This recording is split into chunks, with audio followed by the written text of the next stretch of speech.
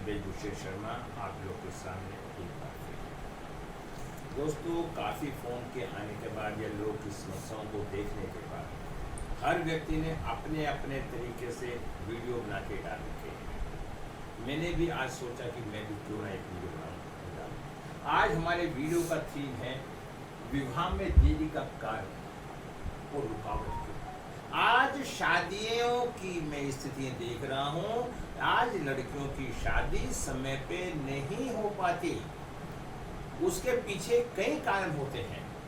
ग्रह का कारण भी होता है, उसका व्यक्तिगत सोच का कारण भी होता है, और परिस्थिति का भी कारण होता है। तो आज मैं उस परिप्रेक्ष्य में आपको ग्रहों के द्वारा ये बताना चाहता हूं कि विवाह में देरी क्यों होती है, विवाह में बाधा क्यों उत्पन्न होती है, विवाह में तलाक क्यों होते हैं। ये समस्या एक बहुत बड़ी जटिल समस्या आज बनती जा रही है। आज लड़का भी शादी करने से घबराता है, पता नहीं लड़की कैसी हो, और लड़की भी घबराती है, पता नहीं लड़का कैसा हो। मैंने जब अध्ययन करा तो मैंने ग्रहों से एक अनुभव करा। इस पे एक मैंने वीडियो, दोस्तों मैं एक न्यूमरोलॉजी की वीडियो बनाता हूँ, मैं काफी बनाता आ रहा हूँ, लेकिन आज मैंने वैदिक पे भी बनाई है और न्यूमरोलॉजी पे भी मैंने वीडियो को बनाने का प्रयास किया है। मैं न्यूमरोलॉजी भी बनाता हूँ। आज मैं न्यूमरोलॉजी के द्वारा भी बताऊंगा कि तलाक क्यों, प्रेम विवाह क्यों होता है, कब होता है, किस कारण से होता है। आज मैं उन अंकों को भी बताऊंगा। मेरी थोड़ी सी वीडियो आज लंबी हो सकती है क्योंकि आज मैं विस्तार से और डिटेल में बताने का मूड है। यदि आपको अच्छी लगती है तो अच्छी बात है। मैं ये भी देखता हूँ आज हमारी एक नेचर ऐसी बन गई है कि हम मुंह से बोले और काम हो जाए। मैं एस्ट्रो टॉक पे भी काम करता हूँ, सवाल आते हैं बड़े बड़े अजीब आते हैं, और हर आदमी क्या चाहता है कि हमारे मुंह से निकले और पंडित जी कोई जादूगर है एकदम से बोल दे। ऐसा संसार में कहीं नहीं होता। कोई भी एस्ट्रोलॉजर आपका भला कर सकता है, सलाह दे सकता है, लेकिन आप कहें कि शारीरिक रूप से या आर्थिक रूप से आपका भला कर दे तो नहीं कर सकता। वो आपको इसके बारे में सलाह दे सकता है कब कैसे कहाँ कार्य होगा। और ग्रहों का असर हमेशा पड़ता है। जैसे ऋतुओं का असर मौसम व्यक्ति के ऊपर पड़ता है, उसी तरह से ग्रह का असर व्यक्ति के व्यक्तित्व पे पड़ता है। वीडियो मेरी जाके चैनल पे देखिए, काफी वीडियो है, काफी अच्छी है। आज मैं आपको बताने जा रहा हूं विवाह में देरी क्यों। आज हर माँ बाप जब बच्चे को पढ़ा लिखा के बड़ा कर देते हैं तो उनका एम होता है कि बच्चे की शादी कर दी जाए और बच्ची अपने घर में जाके खुश रहे। क्योंकि आज का समय और माहौल को देखते हुए हर आदमी कुछ घबराता है और वो चाहता है कि उनकी बच्ची अपने घर जाके अपने घर को संभाले। तो मैं कारण आज बताना चाहता हूं कि शादी में रुकावटें क्यों आती हैं। इसके पीछे सब में बड़ा कारण क्या होता है। एक तो मांगलिक, एक जो हमारे ग्रह हैं, मंगल का होना, सूर्य का होना, शनि का होना, ये तीनों ग्रह पाप ग्रह हैं। ये शादी में रुकावट डालते हैं। डालता तो राहु भी है, लेकिन राहु जल्दी शादी करवा देता है। राहु शादी करवा के शादी को तोड़वा देता है। राहु का काम शादी करवाना, जल्दी शादी करवाना और तोड़वाना, मतलब फिर देर शादी करवाना। तो हर ग्रह का अपना अपना एक नेचर है। मैं आप सबसे एक ही प्रार्थना करूंगा, आप वैदिक ज्योतिष के अंदर और न्यूमरोलॉजी के अंदर हर ग्रह को बारीकी से अध्ययन कर लो यदि आपको अच्छा लगता है।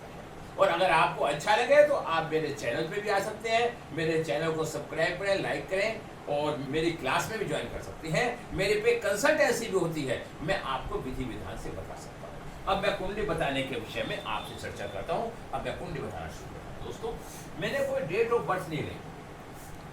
अब मैं आपको एक बात बताना चाह रहा हूँ शुरू में। सब में पहले मंगल कहाँ कहाँ पे मंगली कहलाता है। यदि लगन में मंगल है, ये बातें सब जानते हैं, बताने की जरूरत नहीं है, लेकिन फिर भी मैं बताने का प्रयास कर रहा हूं। अगर लगन में मंगल है, चौथे में मंगल है, सप्तम में मंगल है और अष्टम में मंगल है और 12वें स्थान में मंगल है, तो ऐसी स्थिति के अंदर व्यक्ति की शादी में थोड़ी सी परेशानियों का सामना करना पड़ता है। क्यों? इसके पीछे कई लॉजिक है। मंगल के पीछे कारण क्या होता है। मंगल रथ से भी संबंधित कार्य होता है। मंगल वाला व्यक्ति हावी रहता है, को रहने का प्रयास करता है। और यदि ऐसी स्थिति में लड़की मंगली नहीं होती तो वो लड़की किसी कोने में कमजोर पड़ जाती है और वैचारिक मतभेद बन जाते हैं और तलाक तक की नौबत आ जाती है, रिश्ता टूट जाता है और ऐसी स्थिति होने में रिश्ता होता भी नहीं। ये बात है। अब बात आती है शनि। यदि 12वें स्थान पे शनि बैठा है तो लड़के के अंदर वैराग्य जैसे भाव उत्पन्न हो जाते हैं। जो शादी का पर्पज होता है वो पर्पज सोल्व नहीं हो पाता और लड़का वैरागी हो जाता है, उसका रुझान लड़की में ना होके उसका रुझान भक्ति भाव में हो जाता है।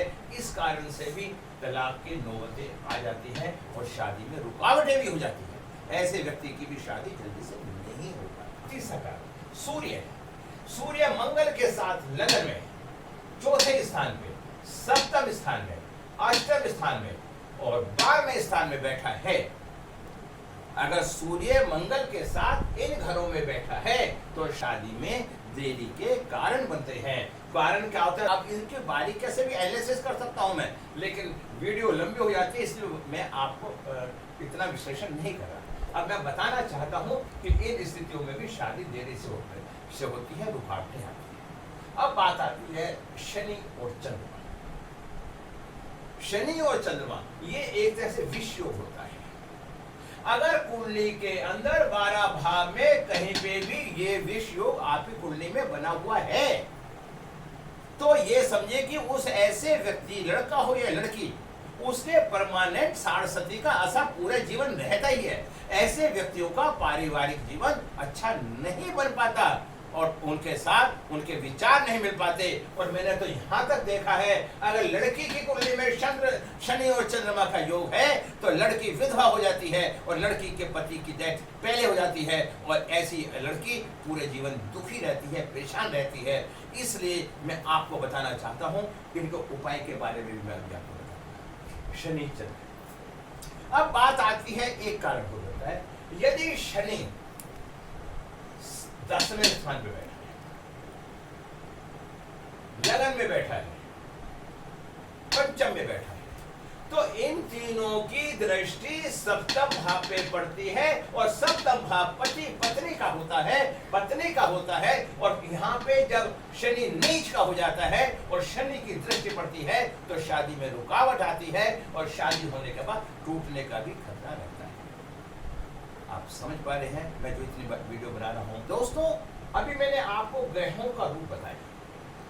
अब एक बात और समझाता हूं कि शादी में रुकावट या शादी में आनंद क्यों नहीं आ पाता।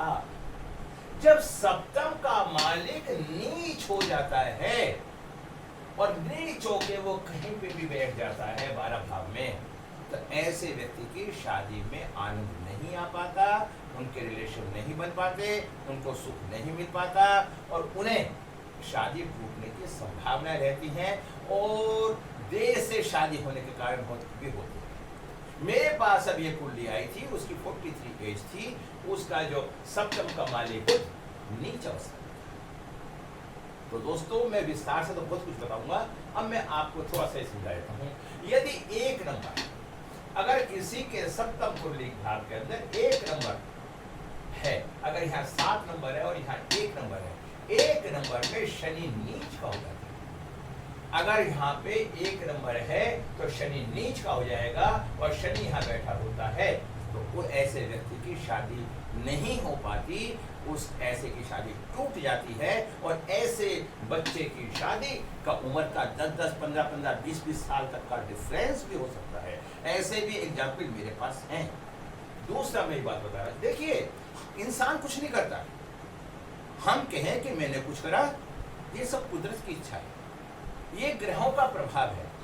जो भी कार्य होता है दोनों की सहमति के साथ ही होता है, विवादित स्थिति से कार्य नहीं होता। नंबर अगर यहाँ पर अगर 4 नंबर है तो 4 नंबर क्या है? मंगल। 4 नंबर क्या है? कर्क राशि और इसका स्वामी मंगल कहीं पे भी बैठा होगा, यदि लगन में ही सप्तम भाव में बैठा होगा तो नीच पोजीशन आ जाएगी। तो नीच का मंगल होने से उस व्यक्ति में काम शक्ति के अंदर कमी होगी और ऐसे व्यक्ति के तलाक होने की संभावना 100% पाई जाएगी। यदि मैंने देखा है 85 के अंदर बृहस्पति नीच का है, अगर डेट ऑफ 85 में देखना 97 में भी नीच का है, और 2020 में जो कोरोना चल रहा था जब भी बृहस्पति नीच का था। तो जब जब बृहस्पति नीच का होगा तो तब मैं कहना चाहता हूं लड़की की शादी में तो बहुत विशेष परेशानी है। अगर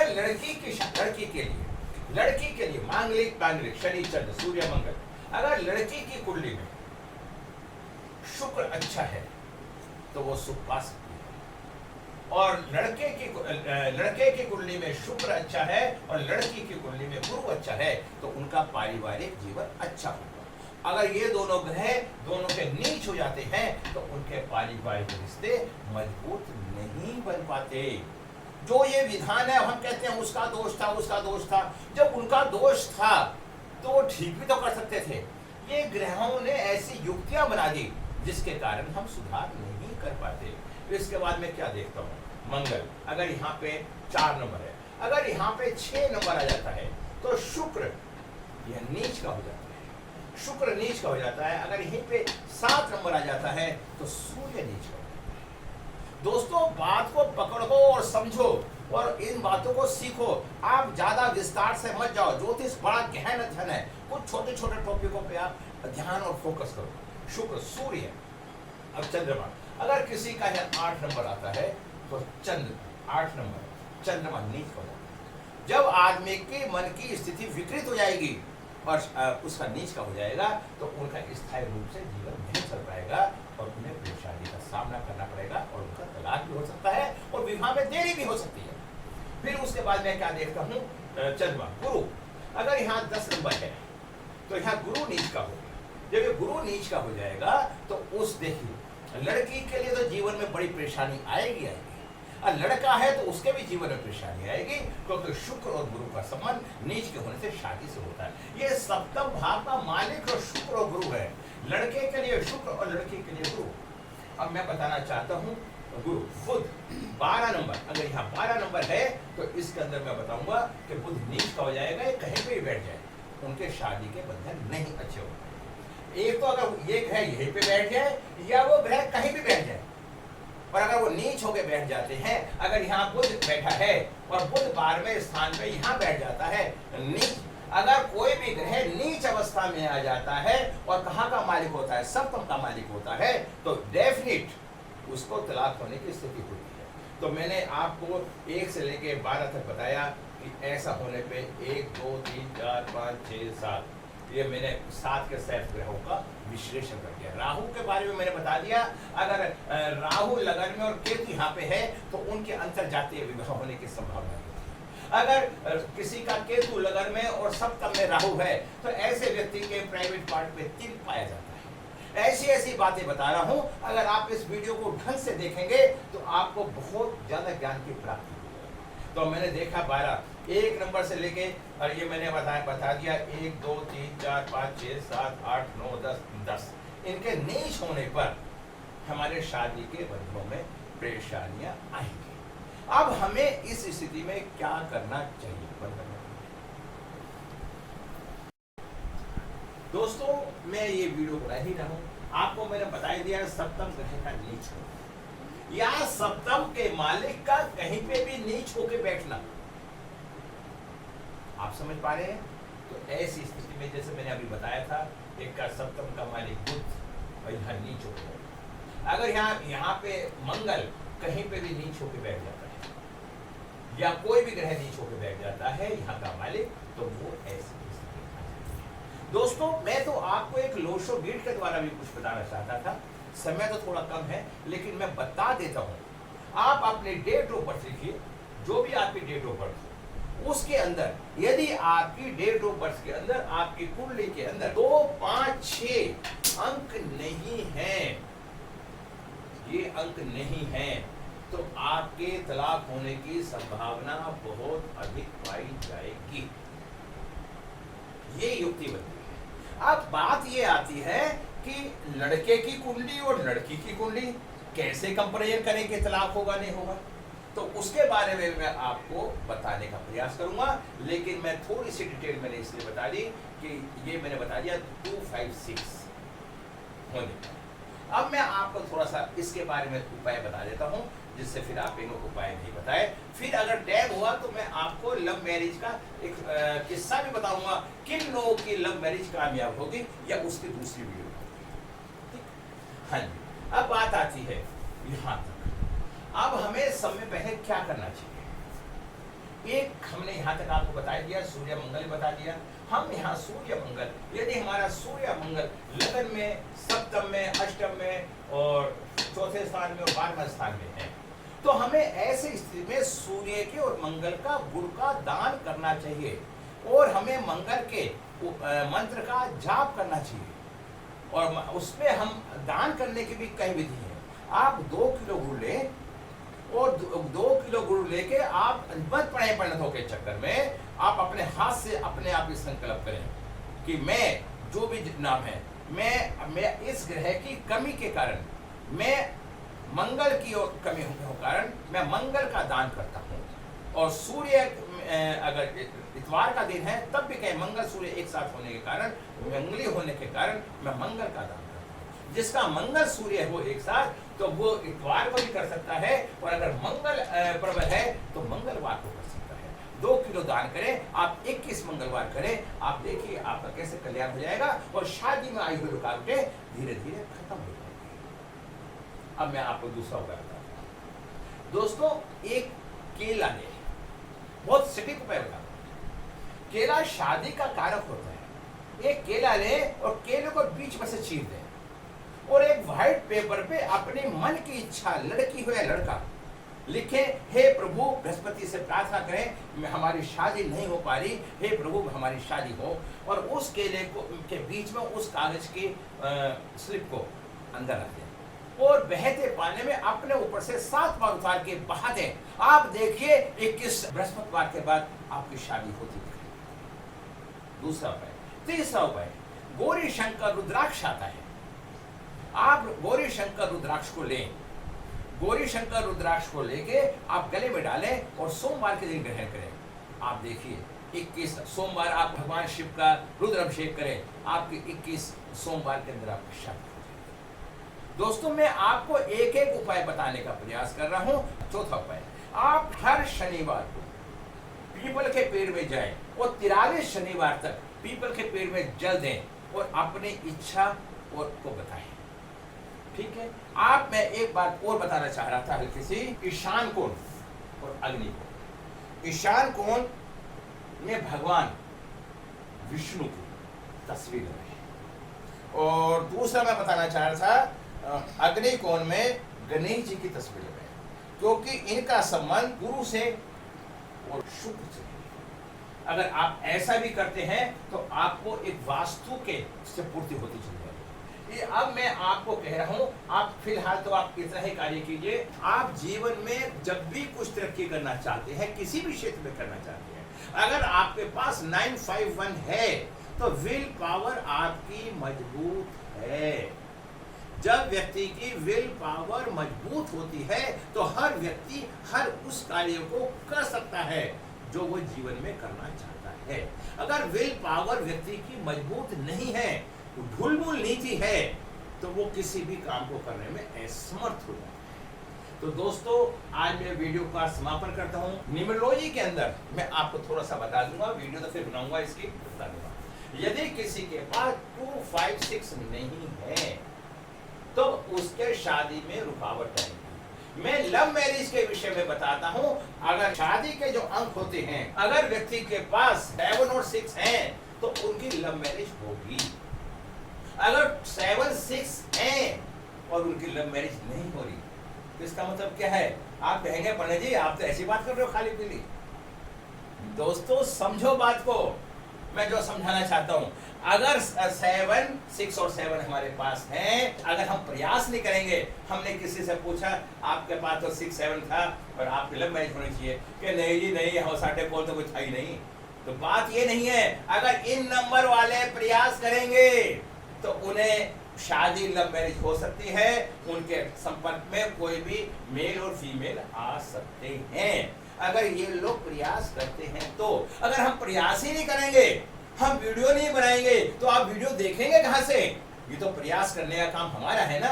अब मैं एक आपको रफली किसी की भी डेट ऑफ बर्थ ले लेता हूँ, उसके अंदर मैं देखता हूँ उनके पास 2 और 5 है, वो ये 2 अंक नहीं है। अब बात आती है कि लड़का हावी या लड़की हावी।